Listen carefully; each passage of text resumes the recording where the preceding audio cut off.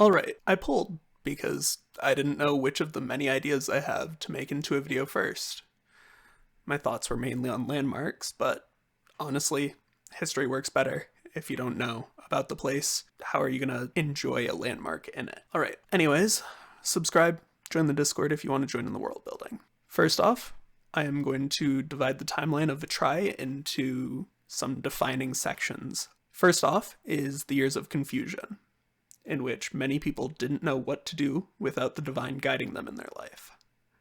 This only lasted around till the year 200. Following that, there is the years of conflict. This lasted until the year 500-ish, in which the nations fought between themselves and unified into becoming the nations as we know them now. The year 500-ish is where the nations we know them started defining themselves to each other. In the years of elevation, those lasted around until 800, where it transitioned into current times, in which the adventurers and players within the world will define what the history books will call these years. Alright, now that I have those definitions, that helps me understand the world more, but breaking it down even more should help everyone understand the content overall. The years of confusion are the years in which the divine have just left, causing everyone to wonder and theorize about the reason of their leaving. Think about how in shows and movies, everyone always wants the populace to not have some crucial information to prevent panic and fear. These years are basically what if everyone in the world had panic and fear because of an event. It sparked years and years of war and confusion and conflict. Early on in these years, around the 70th year after the Ascension, is when magic, as it is now known, came into the world.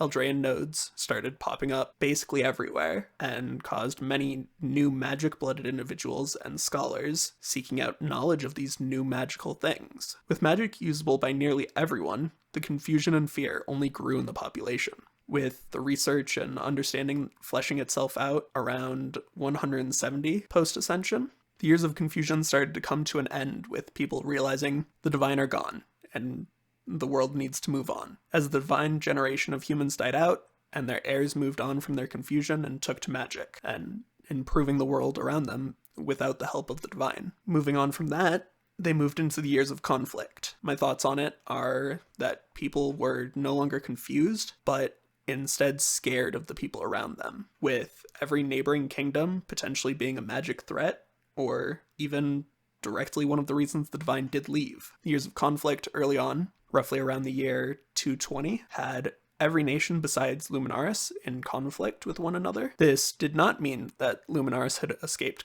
all conflict, but there was no intense war that the people found themselves involved in. The early Dawnsworns of Luminaris held peace as their primary goal, as they didn't want the divine to look upon them and be ashamed. The other nations of Vetrai warred amongst themselves. The chieftains to the north vaguely unified first, with many interior wars still happening amongst themselves. The south is still ununified, with the tribes not wanting to, or having no reason to unify. Luminaris ended up being founded in the year 78 and maintained peace and peacefully expanded as other cities showed aggression to small towns and villages, and those towns and villages sought refuge in Luminaris, and they provided. The dwarves, throughout the years of conflict, retreated into their mountain, where they hid away from any wars of expansion, and instead they expanded downwards, crafting relics, defending their home from outside forces and influence. The Elven Court expanded from the enclaves, the Feywild in this world, around the year 400, where they found themselves free of most outside influence and settled villages adjacent to the mountains and expanded into the forest. To their south, the nation of Veridana had a prosperous situation, with goblins of no real threat to the south, and to the north a dense forest, to the west a strong, tall mountain range. Once Veridana united in the year 247, they had no real outside threats. The goblins to the south found the prosperity of Veridana inspiring. Aiming to match that prosperity, they picked up trade and became quite good at it, trading amongst themselves and Veridana to the north, tribespeople to the south. Since then, they've founded the Golden Mire around the year 322 and have prospered for the most part ever since. Coralia and Athralis are the last to unite and find peace. Athralis, however, found peace first, through magic. Their leadership found magic important to the population, and early on decided that any of their leadership should have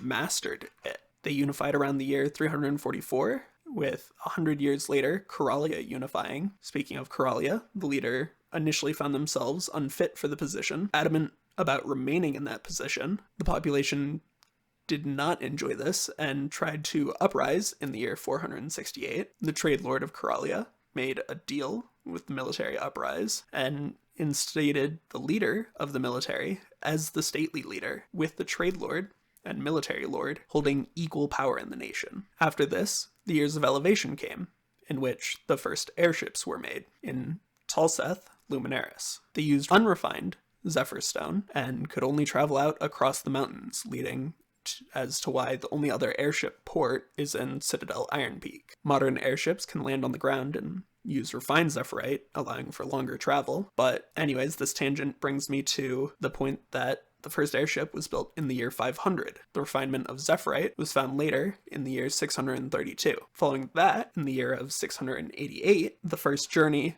was made to yet unnamed continent to the south. I'm not going to cover much of this as I have no real expectations right now of that continent. In the year 704, the refinement of Zephyr Stone into Zephyrite was made even better, and better controlled airships were created. Warfare always follows innovation, and combat with airships had to be established.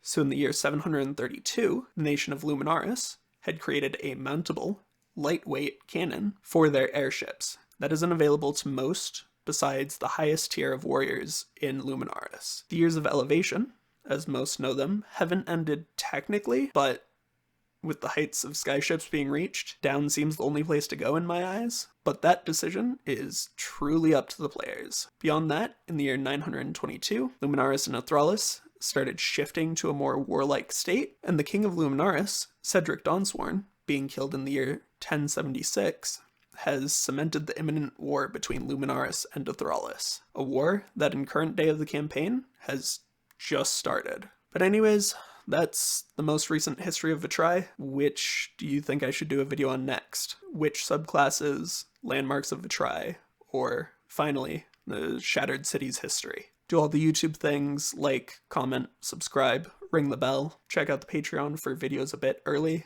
join the Discord if you want to talk about the world, and join in on the world building. Finally, check out the World Anvil where all of the lore is written down at, and yeah. Anyways, have a good one.